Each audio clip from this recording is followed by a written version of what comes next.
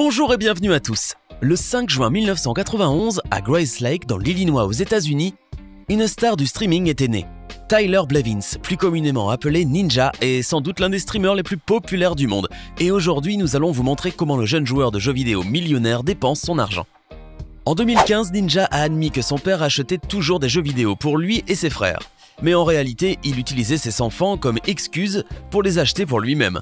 Nous parions qu'à l'époque, en possédant des consoles telles que Sega Genesis, Super Nintendo, Xbox et PlayStation, il n'avait aucune idée qu'il préparait Tyler à la gloire. En effet, Ninja a été exposé à toutes sortes de jeux dès son plus jeune âge, et alors qu'il n'avait que 9 ou 10 ans, Tyler a même demandé à ses deux frères plus âgés s'ils pouvaient jouer à Halo avec eux.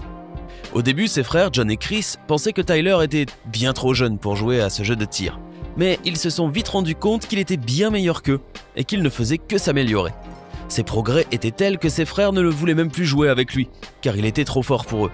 La façon dont il voyait les jeux a complètement changé lorsqu'il a compris qu'il pouvait gagner de l'argent en participant à des compétitions.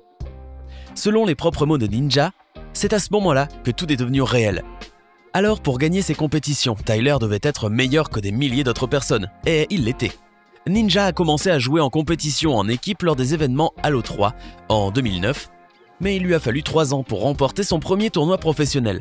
À l'époque, il était membre de l'eSport Team Warriors, et ils ont remporté la première place en jouant à Halo 4 lors d'un événement majeur de gaming à Dallas. L'équipe composée de 4 joueurs a remporté un gain collectif de 20 000 $. Ninja a joué avec de nombreuses équipes de e-sport au fil des années, mais il doit remercier Twitch pour son statut de millionnaire. Avant même de remporter son premier concours professionnel, Ninja avait révélé en 2011, durant une interview avec Forbes, qu'il gagnait 100 $ par jour en streaming sur Twitch. À cette période-là, il diffusait Halo Reach et Ninja jouait généralement pendant 10 heures. Nous ne savons pas combien de jours par semaine il streamait, mais même s'il ne le faisait que 4 fois, cela lui permettait de gagner 400 $, juste en jouant à des jeux vidéo. À 20 ans, il devait sûrement avoir l'impression de toucher le jackpot. Au début, ses parents se disputaient avec lui au sujet du temps qu'il passait à jouer à des jeux vidéo, mais ils n'ont plus eu la possibilité de dire quoi que ce soit quand l'argent a commencé à affluer. En 2017, Ninja a commencé à streamer Fortnite sur Twitch, et c'est là que tout a changé pour lui. Son compte Twitch est passé de 500 000 à près de 13 millions de followers aujourd'hui. Autant dire que c'est une augmentation monstrueuse. Fortnite a permis à Tyler de quitter sa carrière à temps plein dans le e-sport et de poursuivre une carrière dans le streaming en continu, où il gagne désormais plus de 1 million de $ par mois. En fait, Fortnite n'est pas le seul jeu que Ninja stream, mais c'est celui auquel il joue la plupart du temps et qui lui a valu sa prétention à la gloire. En jouant environ 12 heures par jour dans son studio installé au sous-sol, Ninja a pu empocher la coquette somme de 10 millions de $ en 2018, simplement en streamant Fortnite Twitch et en postant ses streamings sur YouTube. Ces deux activités représentaient à elles seules environ 70% de son revenu. Cela veut dire que Ninja a réalisé en fait un total de plus de 14 millions de $ en 2018. Et si vous vous demandez d'où proviennent les 30% restants, eh bien, ils viennent des sponsors, tels que Red Bull, Uber Eats, Samsung, etc. Il est difficile de savoir exactement combien de personnes sont abonnées au compte Ninja Twitch. C'est-à-dire les gens qui payent pour le regarder plutôt que simplement le suivre gratuitement. Nous savons en tout cas qu'en avril 2018, ce nombre s'est élevé à 250 000 personnes. Mais cela ne signifie pas forcément que ses abonnés le suivent toujours. En juin 2018, Ninja a décidé de prendre une pause de 2 jours, et alors que cela semble assez normal pour nous, 40 000 de ses abonnés ont été tellement furieux qu'ils ont menacé de se désabonner immédiatement de sa chaîne. Ninja admet volontiers que c'est l'une des plus grandes difficultés à laquelle il est confronté en tant que streamer. Son succès fait qu'il ne peut jamais prendre de pause sans le payer cher. Le pire, c'est que ces 2 jours de pause n'étaient même pas des vacances, puisqu'il les a utilisés pour prendre part à un événement de charité. Voilà qui rend encore plus grave la réaction de ses fans. Comme certains d'entre vous le savent probablement déjà en regardant ses streamings, Ninja reçoit énormément de dons pendant qu'il joue. Dans une interview accordée à ESPN, il a admis que le don le plus important qu'il se souvient avoir reçu s'élevait à 40 000 $.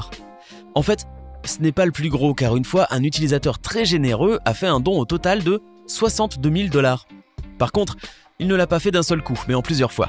Notamment grâce aux dons de montants inégaux, Ninja gagne à ce jour, et en une seule journée, ce que la majorité d'entre nous ne pourrait pas percevoir en une année. Malheureusement, toutes les personnes qui font des dons de 100 $ à Ninja en espérant une dédicace sur sa chaîne YouTube se méprennent totalement. À moins que vous ne déboursiez au moins 10 000 $, Ninja ne pourra rien promouvoir dans ses streamings, ce qui signifie qu'avant d'espérer un retour, il vous faudra faire un impressionnant nombre de dons. Bon, nous ne pouvons pas vraiment le blâmer, car le streaming est son gagne-pain. Comme vous pouvez le constater, Ninja est un streamer influent, et son compte en banque reflète bien cet état de fait. Il est tellement influent qu'il est devenu le premier à faire la couverture du magazine ESPN, et a également battu des records de streaming Fortnite après avoir invité Drake à le suivre. Plus de 600 000 personnes les ont suivis en direct, ce qui a aidé Ninja à prendre un nouvel élan dans le monde du jeu vidéo. Cependant, quelques mois plus tard, Ninja a créé la polémique en déclarant ouvertement qu'il ne jouerait jamais avec des femmes sur sa chaîne Twitch.